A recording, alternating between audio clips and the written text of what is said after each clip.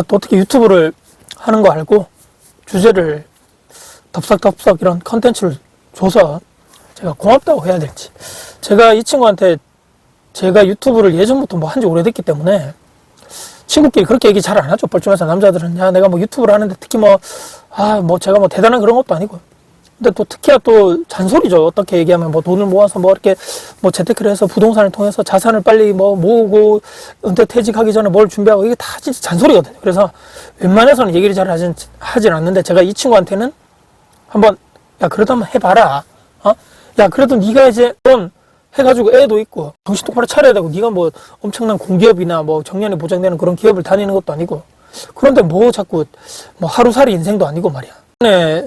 이 친구가 저랑 만나서 이야기했던 내용을 좀 각색해서 제 친구이기 때문에 근데 이 영상을 제가 아무리 뭐 보라고 해도 링크를 보내줘도 아마 안 볼 것 같고 야 내가 네 말 대화했던 거 내가 자주자주 네 만날 때마다 이런 영상으로 만들어도 상관없죠. 그러니까 네가 만들든 말든 나는 상관없다.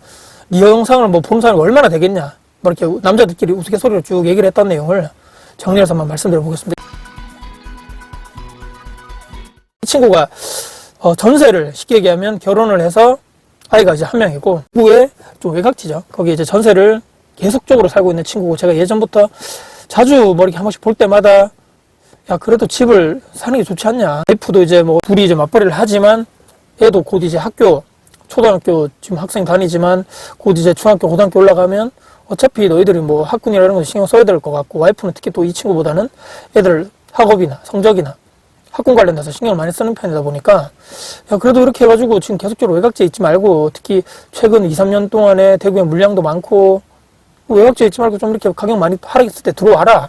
이런 약간 중심지로 완전 뭐 수성구 뭐 범사 만삼이나 이런 쪽은 아니겠지만 그쪽보다 뭐 못 들어오겠지만 경제적으로 힘들겠죠. 그래서 거기 말고 약간 구축이지만 오래됐지만 그래도 가격 많이 떨어진 수성구 쪽이 아직 외곽지 쪽이지만 또 학군도 괜찮고 학원가도 있고 그쪽으로 들어와가지고 이번 기회에 돈 조금만 더 보태면 들어올 수 있는데 거기 이제 팔고 대출 조금 더 받아가지고 들어오면 되는데 계속적으로 전세로 살고 있다는 얘기인 거죠. 물론 본인이 살고 있는 전세가 좋겠죠. 외곽에 깔끔하고 신도시처럼 돼 있고 또 신축에다가 돈도 그렇게 전세금 그렇게 비싸지도 않고 신축에 맞들이면 쉽게 이렇게 구축으로 넘어올 수 없다라는 얘기를 제가 들었는데 그럼에도 불구하고 거기 전세 그러니까 전세 말고 그러면 그쪽에도 뭐 내지 말을 하든지 아니면 조금 더 이렇게 안쪽으로 들어와서 외곽지 대구를 이렇게 싸고 있다면 지금 뭐 돌돌한 한 채다 뭐 한 채밖에 투자할 수 없고 취득세 중과 때문에 대구뿐만 아니고 서울 경기 뭐 5만 지역의 중심지 쪽으로만 계속적으로 몰리고 있다는 얘기인 거죠. 그 친구도 알고는 있는데 야 그래도 대구는 아니다. 대구 끝났다. 야 대구 봐라 지금 사람도 없고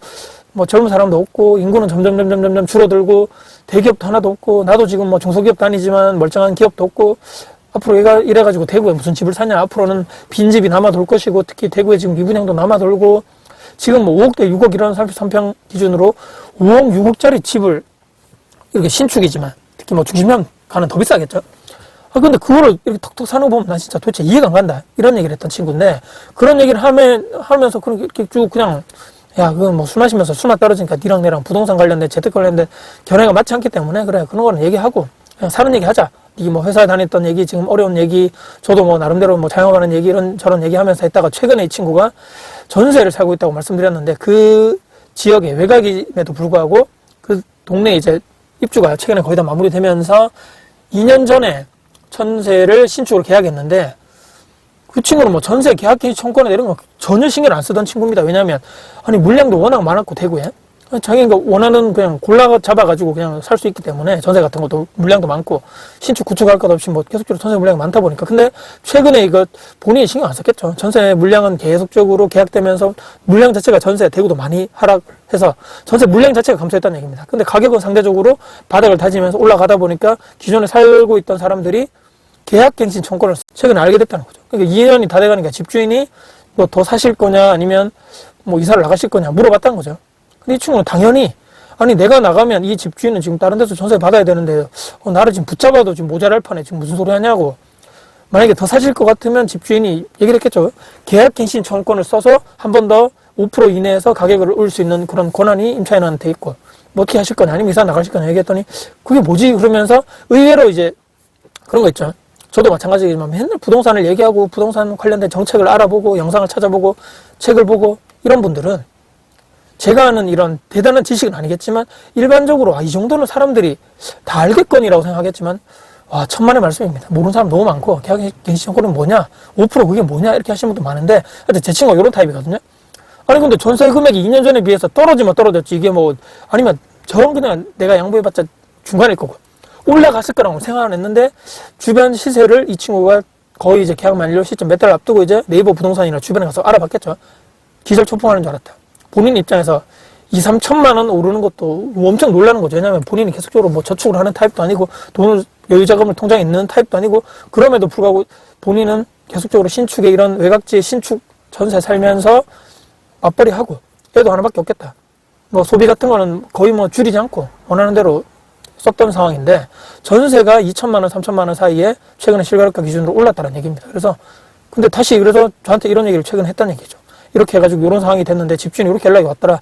야, 니 그 계약갱신청구 관련돼가지고 주변에 알아봤냐? 그 주변에 시세 대비해가지고 집주인은 그것 때문에 안 그래도 열받아가지고 5%밖에 못 올리는데, 이번에 네가 한 번밖에 쓸 수 없고 그거를 네가 5% 이내에서 이렇게 올리는 거를 협의를 해서 2년 더 살면 아마 특이하게다 집주인이 이번 계약은 계약갱신 청구권에 의한 계약이다라고 쓸 거다. 그러면 2년은 그냥 뭐 큰 부담 없이 살 건데, 그 다음 2년 그 뒤에는 네가 어떻게 살 건지를, 그때는 만약에 네가 그 시세 해서 시세 대비로 계약을 해야 된다. 전세 계약을.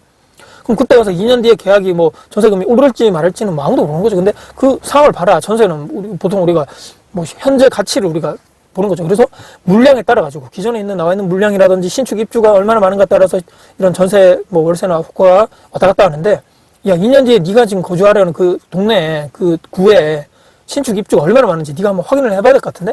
근데 대충 이렇게 보면 아실이라든지 호갱노노나 뭐 지인 이런 데 사이트 들어가면 요즘 다 나오는데, 그런 것까지도 이 친구가 잘 모르는, 그냥 부동산 쪽으로는 거의 관심이 없는 친구다 보니까 대충 이렇게 찍어도 뭐 몇 초 만에 어플 같은 데 들어가면 나오는 거죠. 그래서 그 동네 보니까 그 동네도 최근까지만 입주가 많았고 1년, 내년, 그러니까 내후년에 크게 입주가 없는 상황임을 알려주다 보니까 이 친구가 야, 그럼 어떻게 해야 되냐. 야, 그럼 어떻게 하기는 네가 결정해야 되는 거지. 계약이라는 게 뭐 애들 장난도 아니고 사적 계약인 거죠. 공적인 뭐 그런 게 아니고 집주인과 임차인 간의 사적인 민법인 거죠. 민법. 그 계약에 따라 가지고 네가 진행을 하되, 이번에는 그냥 뭐 5% 이내에서 네가 하고, 그 다음에는 네가 2천만 원, 3천만 원, 지금 시세가 지금 현 시세에서 이만큼 올랐는데 2년 뒤에는, 그 다음 2년 뒤에는 시세가 어떻게 될지 모르는 거죠. 근데 추이를 봤을 때는 지금보다 물량이 많이 없어지고 지금 전세가 이런 물량도 많이 없어져가 계약돼서 없어지는 상황에다가 신축 입주도 없는 상황인데 니 같으면 어떻게 되겠냐고. 그럼 전세 물량이 별로 없을 이런 상황에서는 예전에 2년 뒤, 4년 뒤에 그런 바닥을 딛고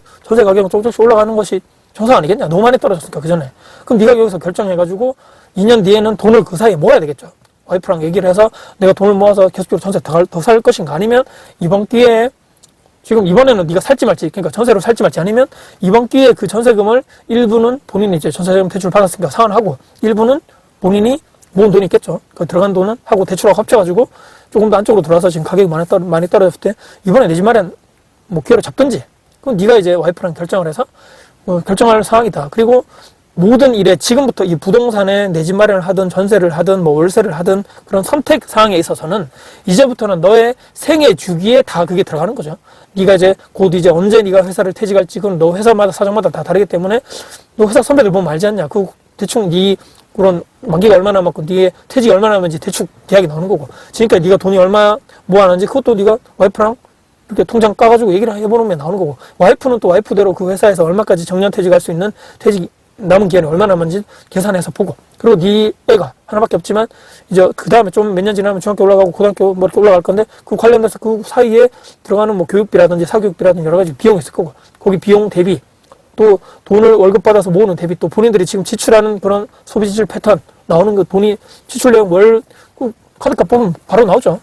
그 대비해가지고 내가 만약에 내 집만 할 것 같으면 몇 퍼센트 정도 대출이 나와가지고 돈을 내가 상환을 할 수 있는 원리금 상환이 어느 정도 되는지를 계산해보고, 그 은행 가가지고 물어봐야 되는 거죠. 내가 지금 이런 집을 살려고 그러는데 이 집에 대해서 몇 프로 정도 나오냐. 통상적으로 우리가 생애 최초면 뭐 80% 나오고, 보통 같은 경우는 무주택자 했을 때 70% KB 시세 대비해서 또는 뭐 매매가 되면서 70% 이렇게 나온다고 우리가 대충 알고 있기 때문에, 야, 요런 거 해가지고 계산해가지고 네가 전세로 하는 게 더 유리할지, 아니면 매매로 해가지고 이번에 내 집 마련해서 되고, 지금 가격이 많이 떨어졌으니까 조금 더 외곽보다는 안쪽으로 구축이지만 할 수 없는 거죠. 하나는 포기해야 됩니다. 신축의 외곽이지만 본인이 원하는 그런 뭐 좋은 넓은 평형대 신축에 저렴한 전세를 하든지 외곽 쪽에, 아니면 구축이지만 안쪽에 돌아가지고 조금 더 구축일 수밖에 없겠죠. 땅값이 더 비싸고 하니까. 더 주변에 있는 학군이나 상권이나 이런 게 더 좋고 교통이 편리한 이런 도심지로 들어오든지. 근데 돈이 한정적이다 보니까 대신에 너는 신축은 안 되고 구축이나 완전 오래된 그런 걸로 가야 된다. 그건 네가 선택해야 되는 거다.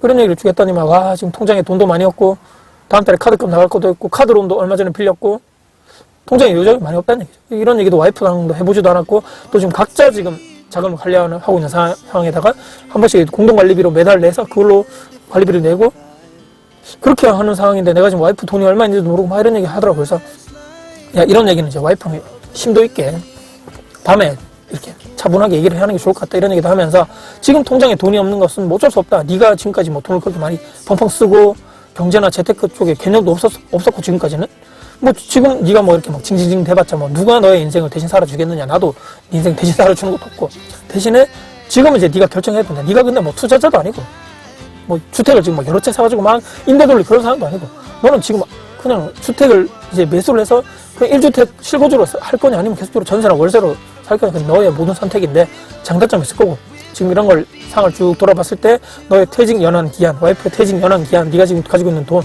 또 은행 가서 대출이 얼마 정도 나고 지금 현재 받을 수 있는 금리 대비해서 네가 원리금을 얼마 갚을 수 있고, 이런 내용들을 그냥 쭉 그냥 만나가지고 그때 며칠 전에 얘기를 했거든요. 근데 본인은 뭔가 느낀 게 있으면 변할 것이고, 이런 얘기를 쭉 해도 이제 한 귀로 쭉 듣고 그 자리에서는 그래 뭐 해봐야 되겠다 했는데, 가는 길에 조금씩 잊어버리고 집에 딱 들어갔을 때 모든 것이 리셋되면서 원래 생활로 돌아간다면 그냥 뭐 아무런 생활의 변화라든지 뭐 그게 없는 거죠. 내가 노력하지도 않고 아무것도 없는데 뭐 인생이 변화된다거나 좀 더 좋은 쪽으로 갈리든 뭐 그럴 일은 가능성은 0%니 말입니다. 그래서 오늘 쭉 얘기 들어보니까 제 친구 욕을 했지만, 생각보다 40대가 넘어가지고 특히 남자분들 경제관념 없고 돈도 생각보다 많이 없고, 근데도 자기 분수에 모르게 돈을 펑펑 쓴다든지, 맞지 않는 취미 골프, 이 친구도 골프 하거든요. 골프 치러 막 다니고, 저 되나 저래도?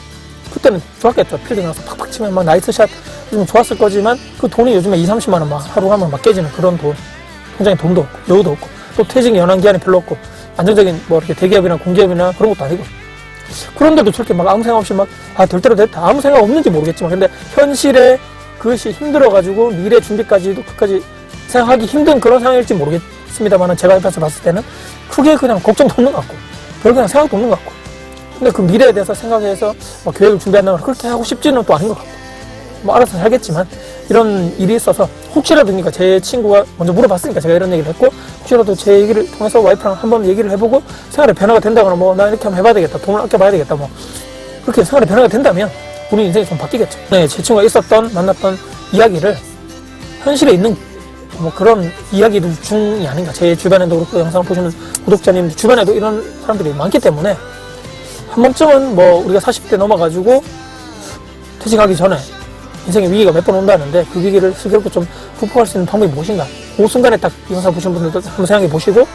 지금 나는 내 배우자와 어떻게 해봐야 되겠는가, 어떤 선택을 하는 게 옳을 것인가. 퇴직은 얼마 안 남았고 아이들은 점점 커가고 돈은 많이 들어가야 되는데, 요런 좀 생각을 해봐야 되지 않겠는가 하는 생각을 최근에 들어가지고, 최근에 제 친구랑 했던 대화 내용을 좀 각색해서 구독자님께 한번 드려봤습니다. 오늘 영상 여러분께 도움 되셨다면 구독, 좋아요, 알람 설정, 댓글 주시고요. 제 영상 주변 분들께 공유될 가치가 있다고 생각하신다면 널리 공유 부탁드리겠습니다. 여러분들 진심으로 응원합니다. 친구야, 제발 좀 화이팅이다.